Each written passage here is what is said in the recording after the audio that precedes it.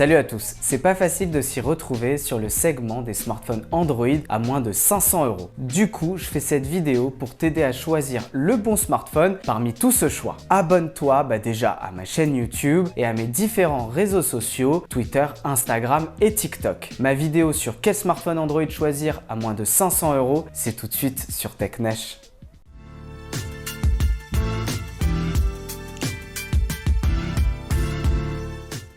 Si tu cherches un smartphone Android avec de bonnes performances et donc pour une utilisation gaming essentiellement, je prendrai sans hésiter le Realme GT Neo 3T. Niveau prix, c'est à partir de 429 € pour 128 Go de stockage. Le gros avantage avec le Realme GT Neo 3T, c'est que tout a été fait pour jouer dans les meilleures conditions possibles. Donc il intègre un Snapdragon 870 avec 8 Go de RAM, ce qui est vraiment très confortable pour jouer aux derniers jeux Android. Tu peux faire tourner la majorité de ces jeux à 60 images par seconde en graphisme élevé. Avec ça, tu as un écran de 6,62 pouces, donc ce qui te permet d'avoir un grand écran avec 120 images par seconde et avec la technologie AMOLED, donc ça veut dire une très belle qualité d'image. Et le truc cool, c'est que tu as une bonne autonomie avec une batterie de 5000 mAh. En plus, j'ai pris plaisir vraiment à utiliser au quotidien ce smartphone parce que l'interface de Realme, donc Realme UI 3, c'est vraiment très agréable à utiliser, c'est léger et en plus c'est ultra fluide. Le seul point vraiment négatif de ce smartphone, c'est la partie photo, c'est tout juste correct et c'est vraiment pas à la hauteur de ses concurrents comme le Galaxy A53 par exemple qui fait de meilleures photos ou encore le Pixel 6a qui est le meilleur de sa catégorie. Là encore, j'ai vraiment pas eu d'hésitation, donc je prendrai le Samsung Galaxy A53 parce que c'est vraiment le meilleur pour tout ce qui est productivité et pour les professionnels. Il n'a pas un point qui le différencie en particulier, il est juste bon, ou moyen dans toutes ses caractéristiques, mais par contre sur la question de la productivité, il y a le gros avantage de Samsung, c'est One UI. One UI, c'est la surcouche de Samsung. Si tu as un compte Office 365, tu pourras bénéficier de tous les avantages de Samsung Cloud. Donc déjà, tu peux sauvegarder toutes tes données et tout ton téléphone sur le cloud, ce qui est hyper pratique si jamais tu le perds ou si jamais tu veux retrouver tes données facilement. Et le partenariat avec Microsoft ne s'arrête pas là. Déjà, dès l'installation du smartphone, on te propose d'installer toutes les applis Microsoft. Et puis surtout, le point qui différencie vraiment Samsung de ses concurrents, c'est toute la dimension écosystème. Donc déjà, grâce à tes données dans le cloud, tu peux les retrouver sur tous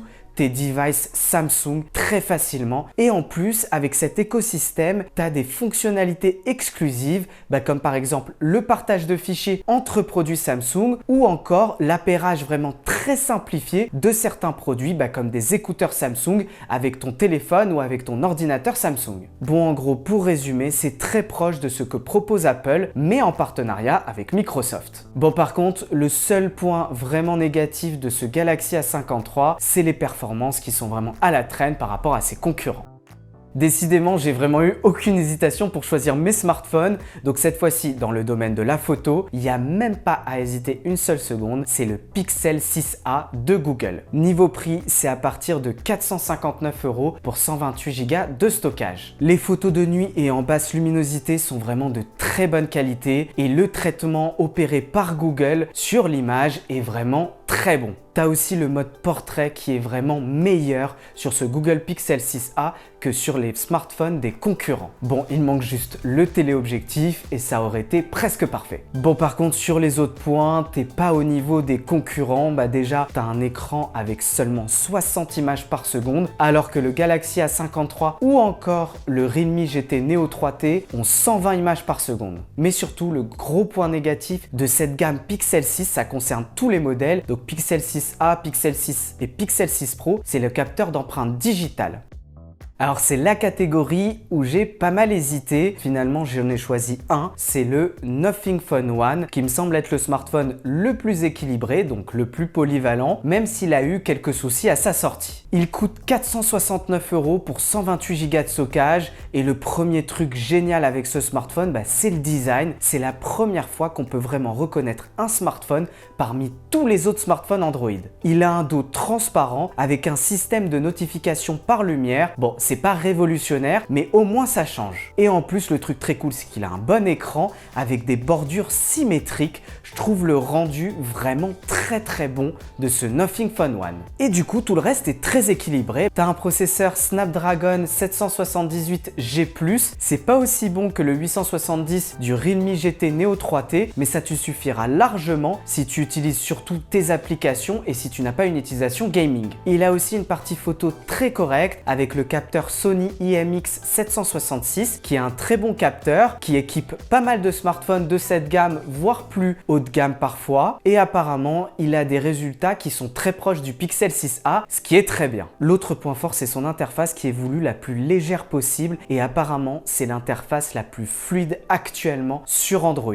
Et niveau autonomie, c'est 4500 mAh, donc un peu en dessous de ce qu'on trouve sur Android normalement, mais apparemment, il est bien optimisé et comme l'interface est légère, et ben, il a une bonne autonomie. Et même le capteur d'empreinte digitale est très performant. Alors là, c'est vraiment très personnel, mais si je devais acheter un smartphone parmi ceux que je vous ai présentés, ce serait le Nothing Phone One. Ça fait très longtemps qu'un smartphone n'avait pas suscité autant d'enthousiasme chez moi parce que rien que son design, ça change quand même la donne, enfin un peu de nouveauté. J'aime bien l'esprit de la marque, j'aime bien le fait que ce téléphone soit très équilibré et polyvalent et sur ce segment de prix, si je devais acheter un smartphone, ce serait donc celui-là. Comme tu peux le voir, le choix du smartphone dépend vraiment de ton usage. Et le deuxième point important à retenir, c'est qu'à moins de 500 €, finalement, tu as quand même des smartphones très qualitatifs avec pas mal de points qui sont quand même très proches d'un haut de gamme. Et du coup, finalement, est-ce que ça vaut vraiment la peine de mettre 800 à 1000 € quand tu vois ce que peuvent déjà offrir ces smartphones à moins de 500 €? Et en plus, l'offre n'arrête pas de s'étoffer et donc il y a de plus en plus de choix sur ce segment de prix. Ma vidéo sur quel smartphone Android choisir à moins de 500 €, c'est terminé. N'hésite pas dans les commentaires à me dire quel smartphone tu aurais choisi et on peut débattre là-dessus avec grand plaisir. Abonne-toi comme je te l'ai dit à ma chaîne YouTube et à mes différents réseaux sociaux pour être au courant des dernières actualités. La prochaine fois, on aura toujours plus de tech, de gaming et de mobilité électrique. Mais en attendant, je vous dis à bientôt sur TechNesh.